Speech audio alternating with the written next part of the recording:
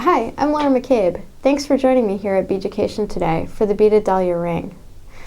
In today's class, we're going to learn several different techniques, including bead embroidery on leather, bezeling a stone, embellishing that bezel, basic flat peyote stitch, and also making peyote stitch petals.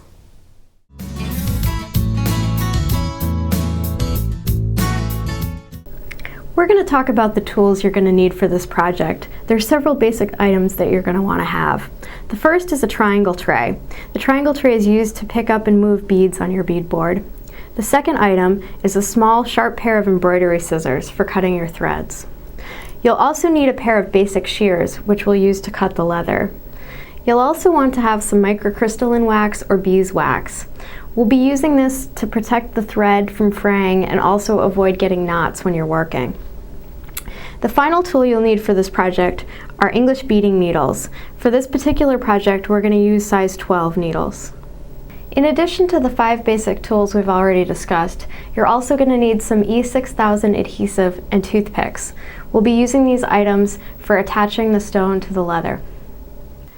Now we're going to discuss the last of the materials you'll need for this project. You're going to want to use 6-pound Fireline fishing line beading thread.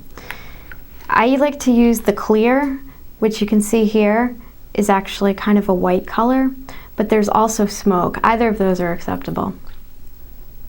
You'll also need some type of nylon thread. In this case I have 1G, but you can also use Nymo or Ceylon. You're going to want something that's about a D weight.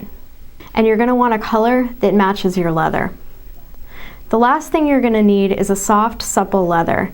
This is Italian leather here. It needs to be soft enough that you can pass a beading needle through it easily. Here are the basic materials you're going to need for this project. You're going to need 1 cabochon, any type of stone, and it can range in size from about 12 millimeters up to about 18 millimeters in diameter. Oval or round shape will work well for this project. You're going to need several types of seed beads as well. The first type is size 15. You're going to need 1 color of size 15 beads. The second type are size 15 charlottes. These must be 15 charlottes. They can't be size 13, and you're going to want 2 colors of these. The third type of bead are Japanese cylinder beads. You're going to need 3 different colors of cylinder beads. These are also known as delicers or icos. The fourth type of bead is size 11s. You're going to need 1 color of these size 11 beads.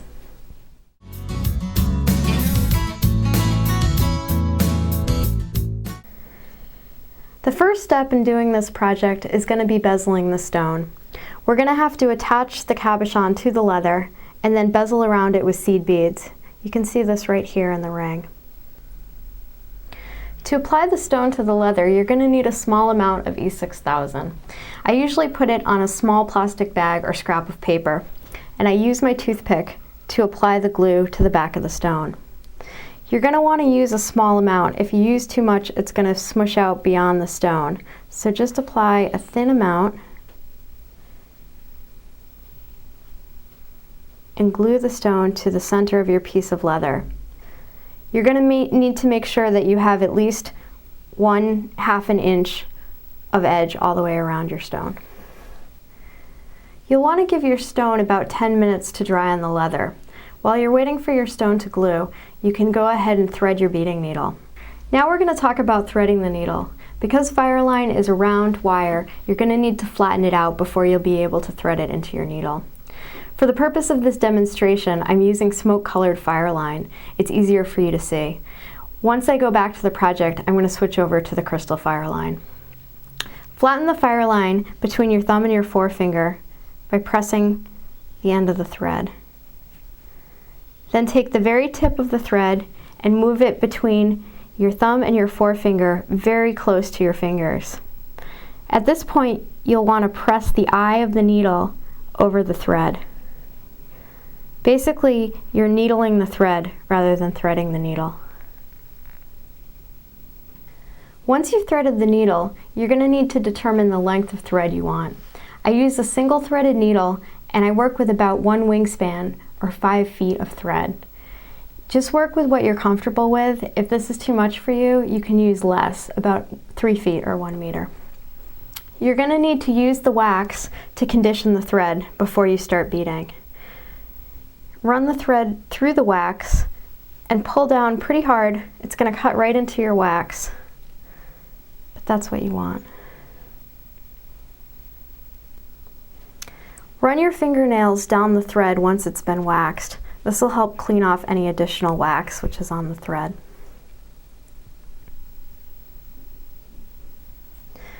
Now I'm going to show you a trick for tying a knot. This is a special type of knot which is a little bit larger than your basic knot and will prevent the thread from pulling through the leather. To tie this knot, you'll want first to make a loop around your fingers. Then pull the tail through this loop.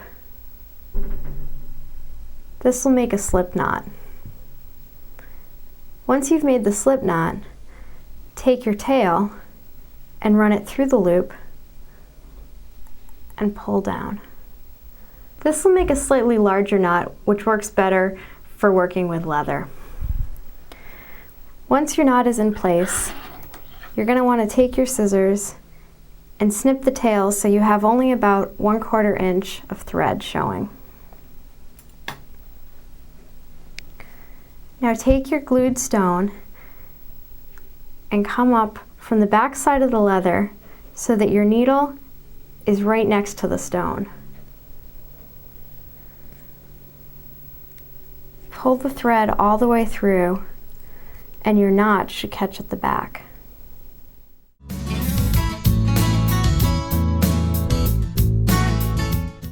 The next step is going to be to do 1 row of bead embroidery using cylinder beads or delicas or acos around the bottom of the stone. This embroidery is done by picking up 6 beads at a time. 1, 2, 3, 4, 5, 6.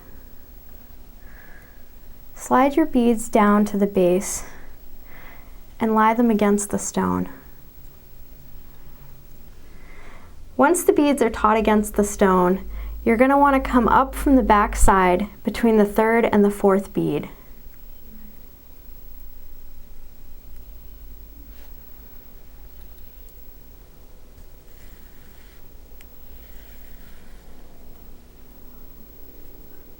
Now pass through the 4th, 5th, and 6th bead one more time.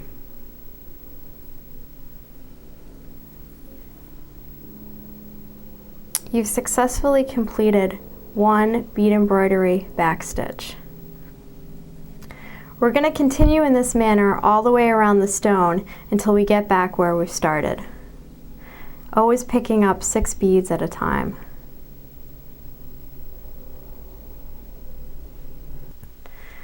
Once you've gotten back to where you started, you're going to want to put an even number of beads in this last space here. We're going to need an even number all the way around the stone in order to do the even count tubular peyote stitch. I'm going to pick up 4 beads here and see how that works. 4 beads are about right. You can see that 5 would probably be perfect in this case, but when you're in a situation where an odd number is perfect, you're better to go down 1 bead than to go up. It tends to cram it. Once you've done the final backstitch, you're going to need to pass through all the beads around the stone one more time without going into the leather. This second pass is going to help even everything out and reinforce this first row of bead embroidery.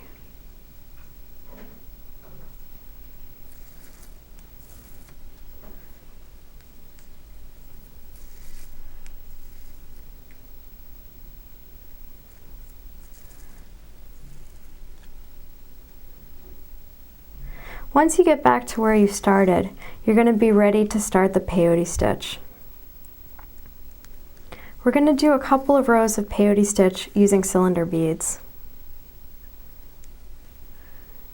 Pick up 1 cylinder bead, skip over the next bead, and go through the one after that.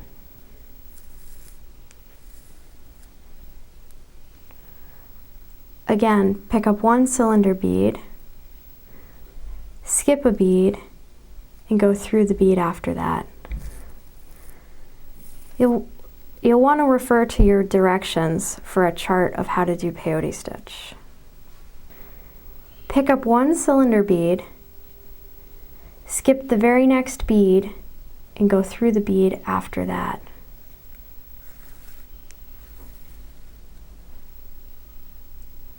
The beads are going to start stacking offset like a brick wall. Because we're working in tubular even count peyote stitch, we're going to have a step up at the end of every row. You can see right here where your last bead is going to go in for this particular row.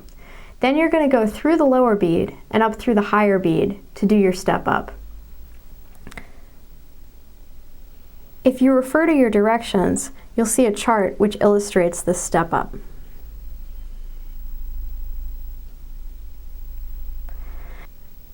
Now that you've built several rows of peyote stitch using the cylinder beads, you're ready to switch over to the size 15s. By switching to size 15s, you're able to pull the bezel in towards the stone without having to do any decreases. Here are the size 15 beads, and we're going to continue to peyote stitch as normal, picking up one bead and going in to the next high bead. As you put each 15 in place, you'll want to pull on your thread to help curl the bezel in and over the stone.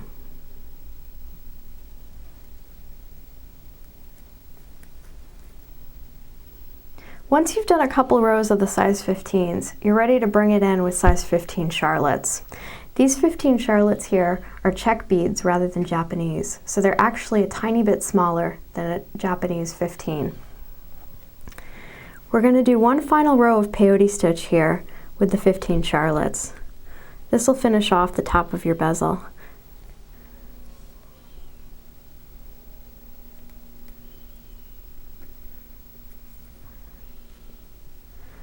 Once you finish this last row of Charlottes, you're ready to weave the thread down through the bezel and to the back side to knot it off. You're going to work through on the diagonal. You're going to have to do just a couple beads at a time because usually the bezel's gotten quite tight.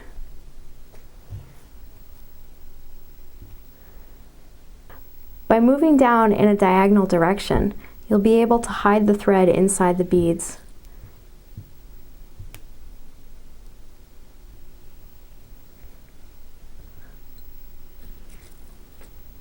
Once you get to the bottommost row, you're going to want to put your needle through the leather and come out on the back side. The great thing about this project is we're going to be backing the leather with a second piece of leather, so you can't see any of the knots on the back side. They'll be covered. To make a knot, just grab the leather with your needle and go through the loop this makes. Do that one more time, just to make it secure.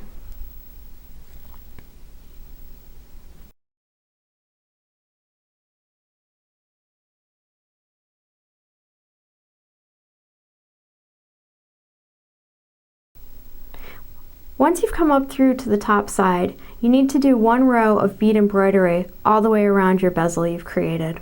We're going to do this using cylinder beads.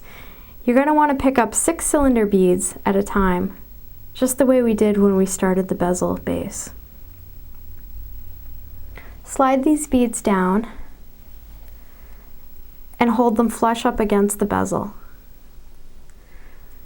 Go down through the leather just after the 6th bead, pull down, and come up again between the 3rd and 4th bead. Go back through the 4th, 5th, and 6th bead, and you've completed one bead embroidery stitch. You're going to continue in this manner all the way around the bezel until you get to where you started, and just like before, you're going to want to end with an even number. Once you've finished your round, pass through all the beads one more time, as we did with the bezel base, just to reinforce this row.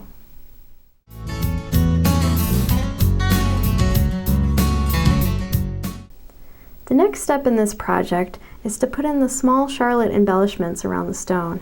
You can see these small gold charlottes here that add a whole nother layer of depth and dimension to your finished flower. Using a new thread that's knotted in the same manner as before, you'll want to come up through between the outer row of embroidery and the bezel.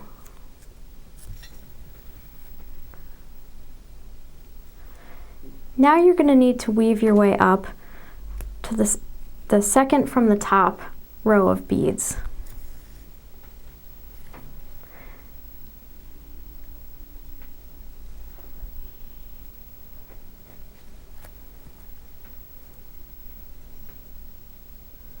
Now you're going to need to weave up to the second from the top row of beads.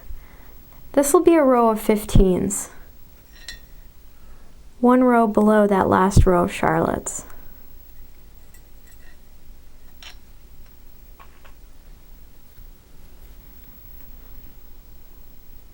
Working along the second row from the top of size 15 beads, you're going to want to pick up 3 charlottes. Again, these are size 15 charlottes. Then go through the very next bead in that row of 15s. When you pull down tight, these 3 charlottes are going to create a picot, or a triangle of 3 beads. Again, we'll repeat this one more time here. Coming out of that second row from the top, the 15s, you're going to want to pick up 3 charlottes again. Go through the next bead in that row, and you'll create a picot, a triangle of 3 beads, which will sit between the beads in the second row from the top.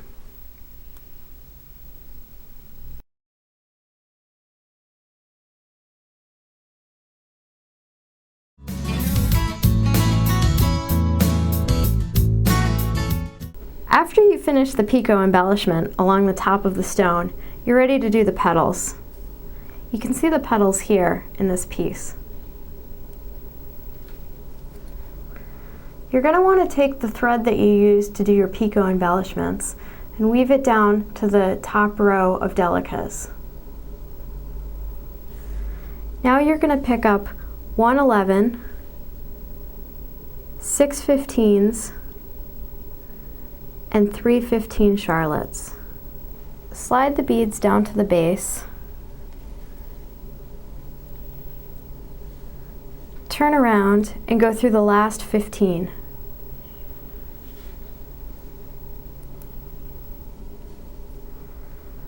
Pull your thread down tight to create a picot with the 15 charlottes. You're going to want to make sure the beads are pulled snugly in place so that there's no thread gaps showing.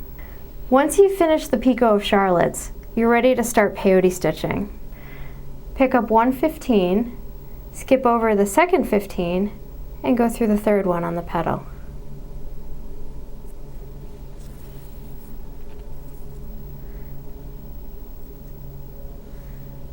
We're going to do this again. Pick up 1 15, skip over one here, go through the one after that. It's just basic flat peyote stitch.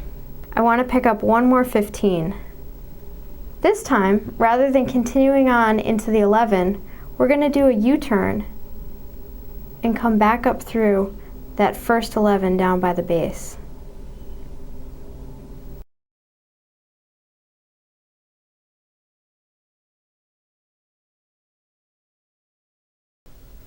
Now that we've woven up and down with peyote stitch on the petal, we're going to do one more round to fill out the petal and make it a little bit wider.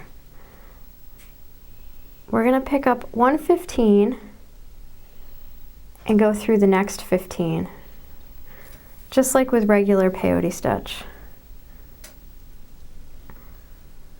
Pick up a 15, go through the next 15.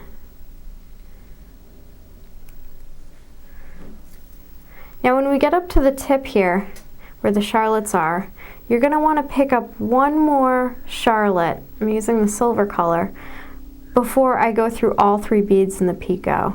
To recap, we're going to do another petal. You want to put on 1 11, 6 15s, and 3 charlottes.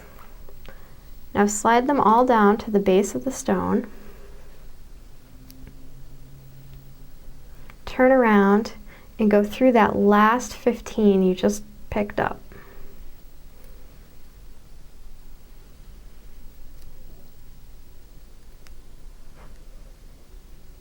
You're going to want to pull down tight to create a picot out of the charlottes and hold everything taut in place so that there's no loose thread here in the petal. Now pick up 115, skip over the next bead, and go through that third 15 here. We're beginning peyote stitch. Pick up a 15, skip over the next 15, and go through the one after that.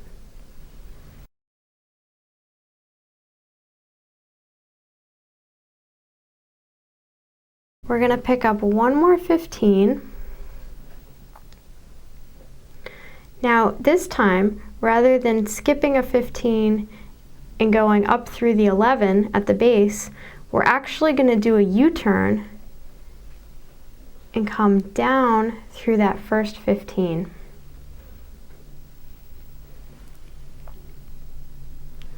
When you pull everything tight, 15 you've just added should snap into place and you're all turned around to do another round of peyote stitch. I'm going to turn it around here.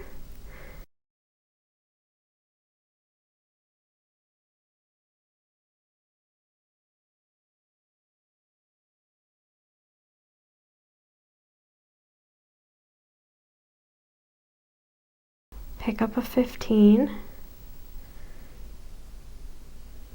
Go through the next high bead,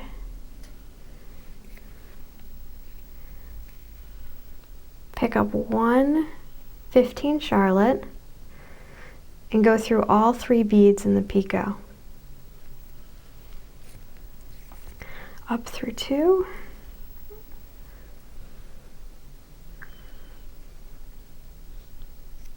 and then back down through the one on the other side.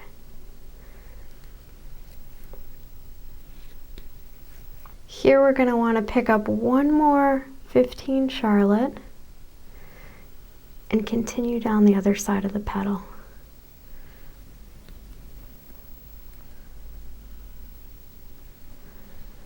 Now pick up a regular 15, go through the high bead,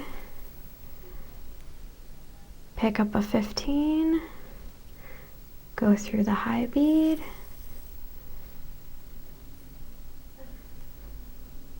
and when you get down to the base, you're going to want to go through that 11 right at the beginning.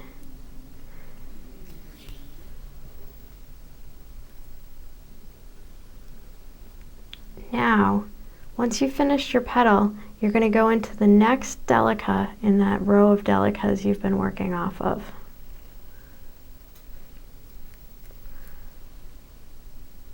When you pull tight there, all the petals should fall into place.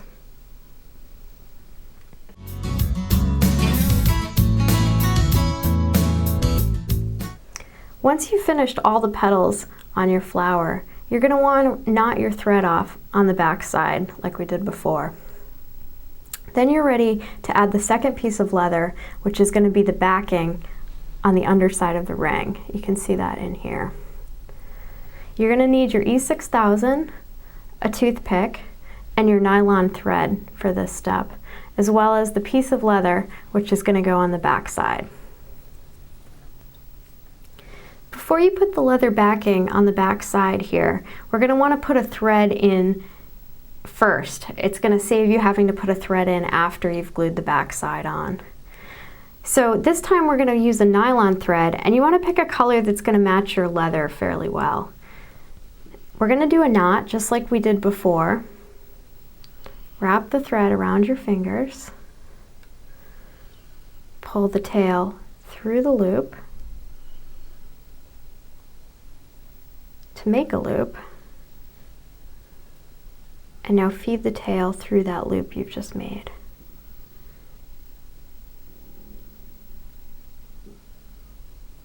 Pull it down tight, and there's your knot. you're going to want to cut it, leaving about a 1/4 inch tail. Now you're going to want to put your thread in just inside this outer row of embroidery there. So coming up from the back side,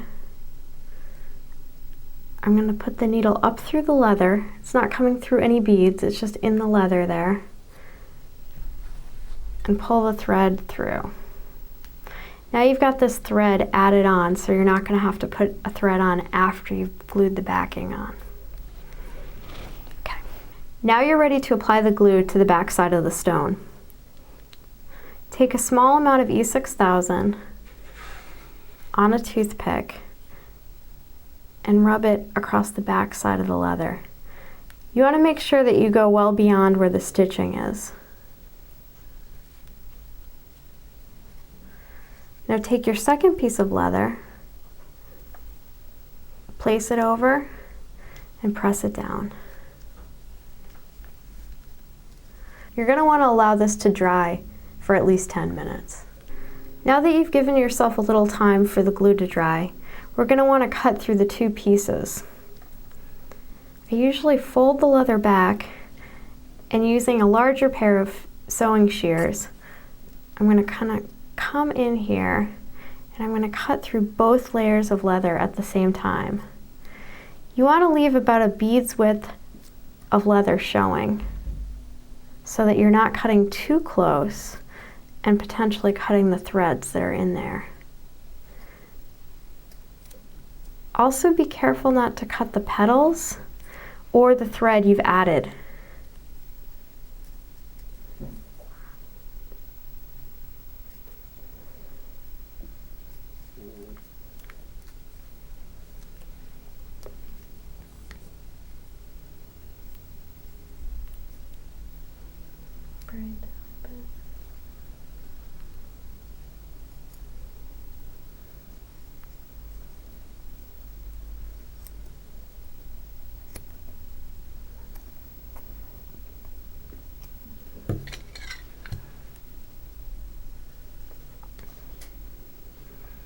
There you can see you've cut through both layers. What we're going to do next is we need to whip stitch the two pieces of leather together so that the back is totally secure to the front side. If you look on the ring here, you can see there's tiny little whip stitches on the back side.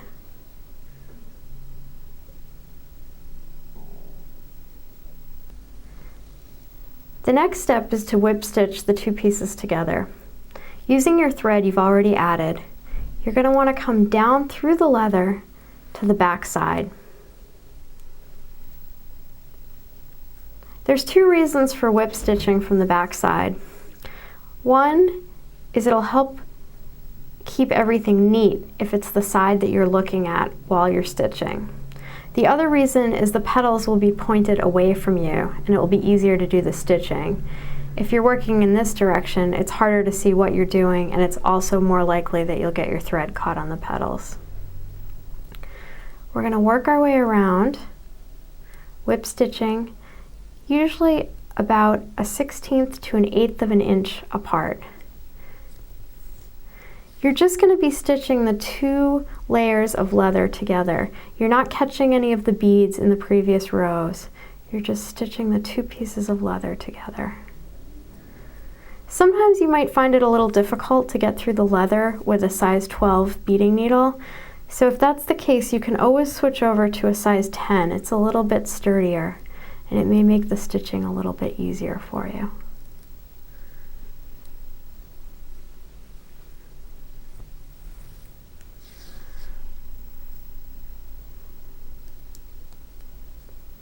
I'm going to zoom in here so you can see exactly how close the stitches are.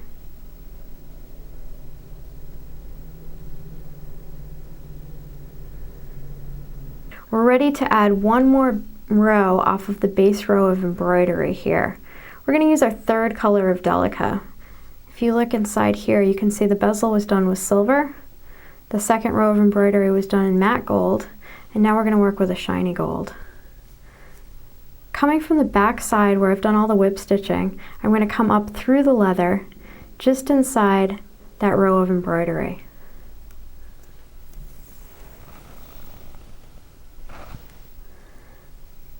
Now I'm going to go through just a couple of beads in that base row of embroidery right outside the bezel. And we're going to start peyote stitching off of this row with this new color of cylinder beads. Pick up one bead, skip the next bead, and go through the one after that.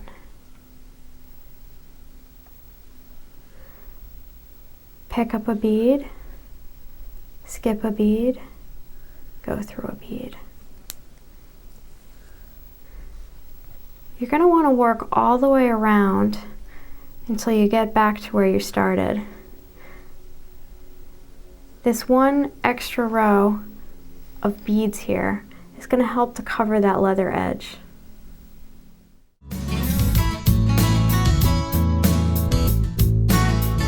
Now that we've finished that one row of peyote stitch with cylinder beads, you're ready to begin the ring band. If you're working with a round stone, it's fairly straightforward because you're not going to have to worry about centering the band. But in this case, where it's an oval, you can see you have to try to determine exactly where you want the band to lie because it needs to be fairly centered. With this type of oval shape, you can either lay it on your finger the wide way or the long way. But in either case, you're going to have to weave over slightly off center to start building your band. We're ready to begin the ring band. You're going to start by picking up one cylinder bead and going through the next high bead.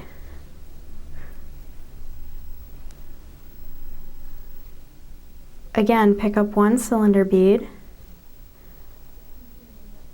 go through the next high bead. When you turn this on the side, you can see there's two little beads standing up there that we've just added. Now we're going to change direction, pick up a cylinder bead, and go through that high bead, the one that we've just added.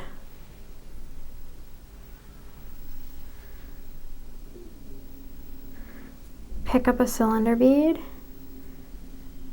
and go through the high bead.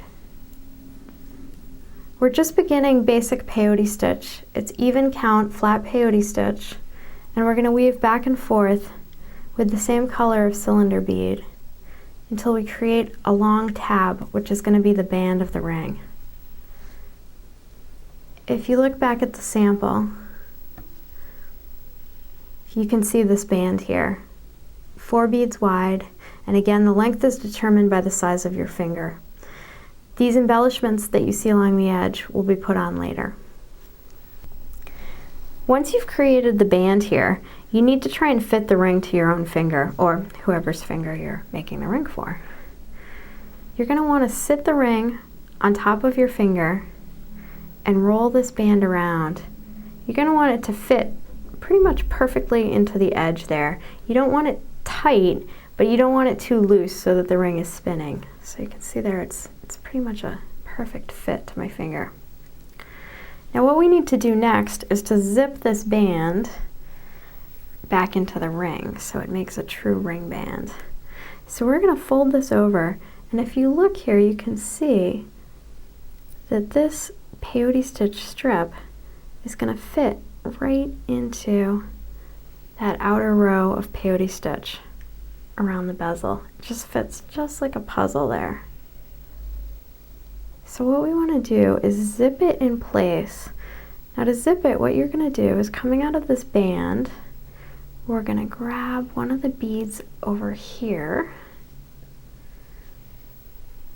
then go back through the high bead in the band,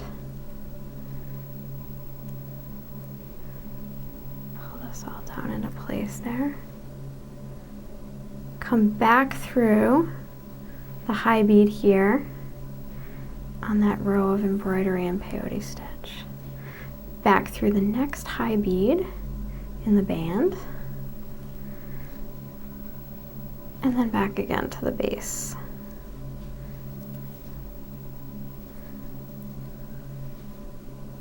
And there you go, you've attached the band to the flower base. So now what we need to do is we're going to put one more row of 11s in just to finish off and cover up completely that leather edging that you see still a little bit of here. So switching over to 11s, we're going to pick up one 11 and go into the next high bead here in the peyote stitch that's around the bezel. Pick up an 11, go through the next high bead. Pick up an 11, go through the next high bead. Pick up an 11, go through the next high bead. Because we're using 11s, and 11s are slightly larger than the cylinder beads, they're going to actually allow this to splay out a little further. So you can see there, sort of fills in the space a little bit better.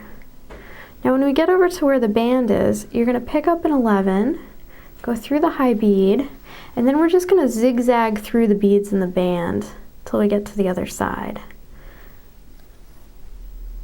Just weave through all those beads, come out the other side. And now we're going to continue around this side, again with the size 11 seed beads.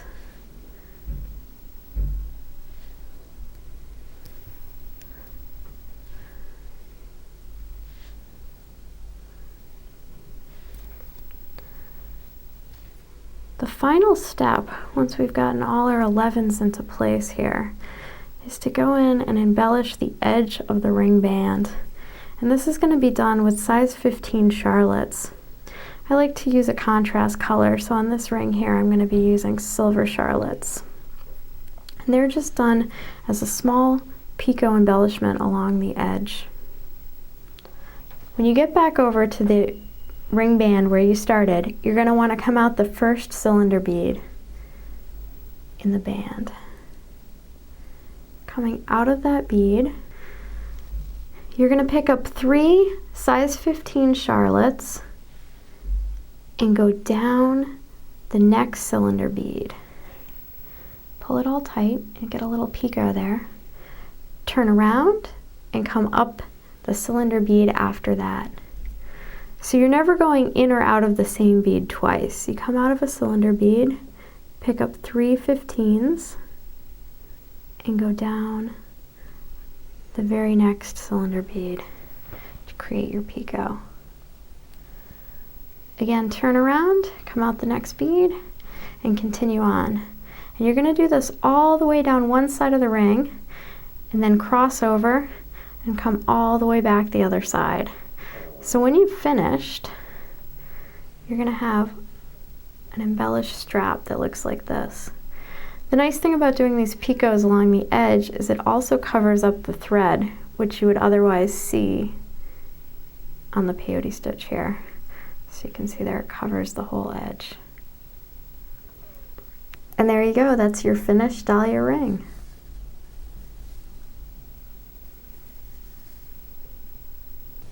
Thanks again for joining me today here at Beaducation for the Beaded Dahlia Ring. I hope you enjoyed the class and learned lots of new great techniques. Remember, if you have any questions, you always have your instructions to refer to. Happy beading!